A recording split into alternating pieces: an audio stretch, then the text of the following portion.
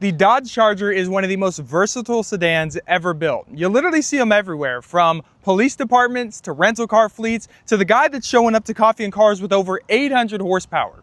Whether you're looking for a burnout machine, a daily driver, a grocery getter, and something just to get you around, Dodge has built a Charger for you.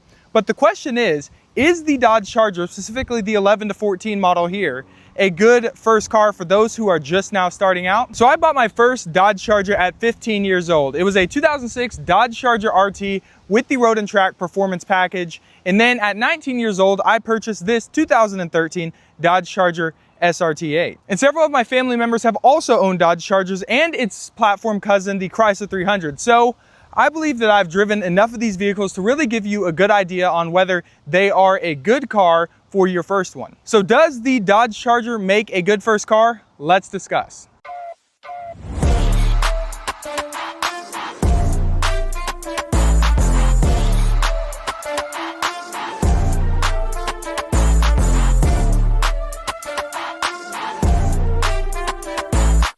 For the sake of today's video, we are going to be focusing on the 7th generation Dodge Charger, which ran from 2011 to 2014, since that's the car that I currently own. And a lot of things that we'll be discussing will also apply to the 6th generation Charger, and especially the 2015 to 2023 Charger, since it is technically a 7th generation as well that has just undergone a heavy facelift. When it comes to Chargers, most people care about the same thing first, the engine, and that ties directly into which trim you pick. First, we have the 3.6-liter Pentastar V6 that offers solid power at 292 horsepower and good fuel economy. It is found in most base, SE, and SXT trims, and early versions, particularly from 2011 to 2013, had some issues with the left cylinder head failing and the rocker arms ticking. And all years are prone to cracked plastic oil cooler housings, which leak and cause overheating if not addressed quickly. Despite these quirks, it's a very reliable engine with regular maintenance, and I have seen several of these make it to 300,000 miles. You can also get the V6 in all-wheel drive, which makes it ideal for snowy climates. And kicking off the family of V8s, you have the 5.7-liter HEMI, which makes 370 horsepower and can be found in the RT trim levels. A strong and proven engine, but not without its faults. They suffer from the classic lifter and cam wear issues if oil changes are skipped, and unfortunately, the 2009 to 2015 engines definitely seem to have the issues the worst. You can also get the RT in all-wheel drive as well if you want the HEMI V8 power with added confidence in inclement weather. However, the same as the Pentastar, if you maintain it well, it will treat you well. And lastly, we have the big 6.4-liter HEMI that comes in the SRT Dodge Chargers that makes over 470 horsepower and is by far the most fun engine to drive. It makes big power, but unfortunately, it does share the same lifter and cam issues with the 5.7-liter HEMI.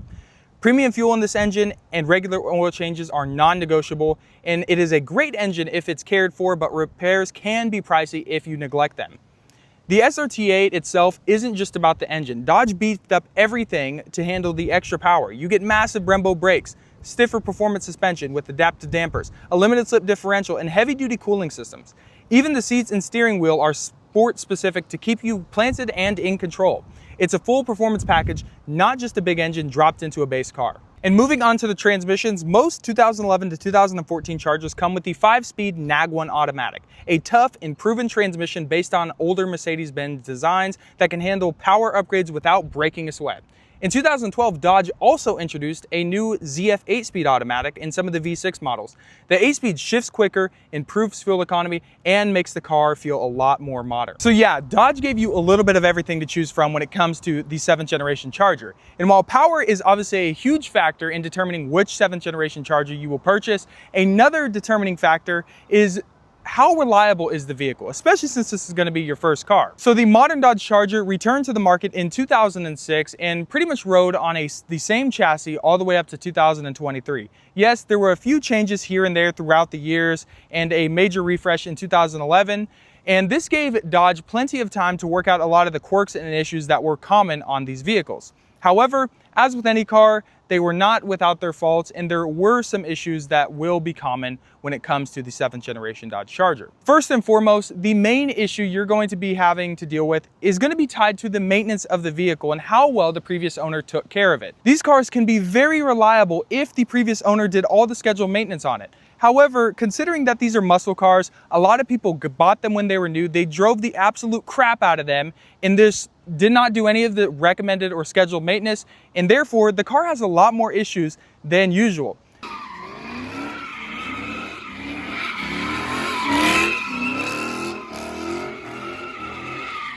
However, if you get a Dodge Charger, you check the Carfax and you see that it always had its oil changed on time, the transmission was serviced, the differentials were serviced, everything was serviced as it should have been, this car will be very reliable and it will treat you well. So maintenance is the paramount thing when it comes to how reliable a Dodge Charger will be for you. Because you can research specs all day long. If the previous owner did not give a rip about this car, it's not gonna make it far for you and it's gonna cost you a lot of money. However, the people that take care of them, they'll ride them all the way up to 200, 300,000 miles without a problem. So if you're in the market for one, make sure that you get one with a clean Carfax, a lot of service records, and no signs of abuse on the car, and you should be in pretty good shape.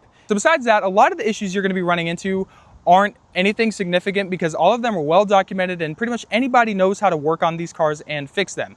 I mentioned the camshaft and lifter issue on the HEMI engine, along with the lifter and rocker arms on the 3.6 liter Pentastar V6 engines. And besides that, you might have some issues with the front suspension bushings wearing out with some mileage, and also small interior issues with, some of the trim peeling up as it ages, and also the Uconnect bugging out and not working sometimes. Besides that, these are very reliable cars and they won't always leave you stranded if it has been taken care of and maintained. Now, although reliability is important, even a well-sorted Charger can drain your wallet if you're not sure what to expect, because owning a muscle car can be kind of pricey at times. But let's be real, overall, Dodge Chargers are not some crazy expensive German car. I mean, you can get a 7th generation, 2011 to 2014 Dodge Charger RT anywhere from $10,000 to $15,000 by the time of recording this video. One without too many miles or anything like that. However, it's a lot of the maintenance that you'll have to be worrying about whenever you're buying a car like this, especially if you decide to go with an SRT8. You have bigger Brembo brakes. The brakes are going to be a lot more expensive. A big 6.4 liter Hemi up front is going to be a lot more thirsty than your typical car. You're also got to deal with things like increased insurance costs, and also, will this thing get stolen? It's obvious getting stolen is obviously something you have to worry about when you have a high-powered Mopar, because these cars are so desirable and unfortunately they are easy to steal. So these are all things that you have to keep in mind. Also, I forgot to mention that these Hemi engines do happen to have 16 spark plugs. So that's also an added cost to consider. And these things love to do burnouts and shred the tires, and these cars are always provoking you to drive them hard, so you will be having to replace the tires a lot more frequently than you would in a regular car. So if you're 16 dreaming about owning a 7th generation Charger, especially one with a V8, just keep in mind that it will cost you a lot more money than it would if you just got some regular car on the street. However, in my experience, it was worth it. But to be fair, a lot of the reason why people are willing to pay those costs is because of what I'm about to talk about next, which is safety. Another reason why the 7th generation Dodge Charger makes a good first car for you is the fact that they're actually pretty safe. They received a 5-star crash safety ratings on most of the models from 2011 to 2014.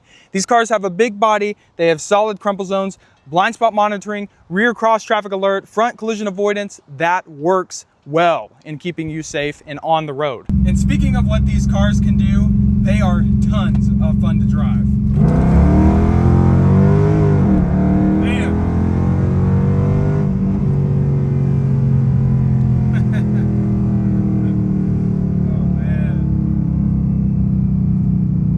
That is why people love these cars. It does not matter if it is a V6, a 5.7, a 6.4, or even a Hellcat. They are tons of fun to drive. They look good and they have tons of attitude. I mean, who doesn't love that out of a 4-door sedan? And they have a trim option for everyone. The V6 is smooth and planted.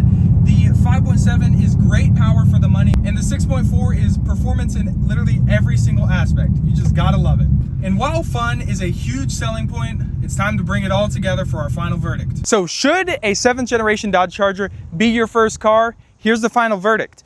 The pros are obviously they are tons of fun to drive, they are safe, they are powerful, and they have a lot of aftermarket support in the communities, and there's tons of different options and variations of the 7th gen to choose from. However, the cost of ownership can get a little pricey whenever you consider things like gas, insurance, maintenance and tires and everything like that. And of course, you also have to worry about the cars sometimes getting stolen, and with them being a rear-wheel drive muscle car that sits low to the ground, they aren't always the best in inclement weather, especially the snow. So if you are responsible, willing to do the research and due diligence to find a good 7th generation Charger that has been maintained well and hasn't been beat up by its previous owners, I think that these are great cars for you. But if you're a person who's not looking to be committed to a car that will cost you a little bit more to own and maintain, and something that might get stolen if you don't have the proper precautions in place, then the 7th gen Dodge Charger might not be the car for you. I don't regret a single mile in either of my Dodge Chargers. However, they will teach you very quickly if you are ready for this level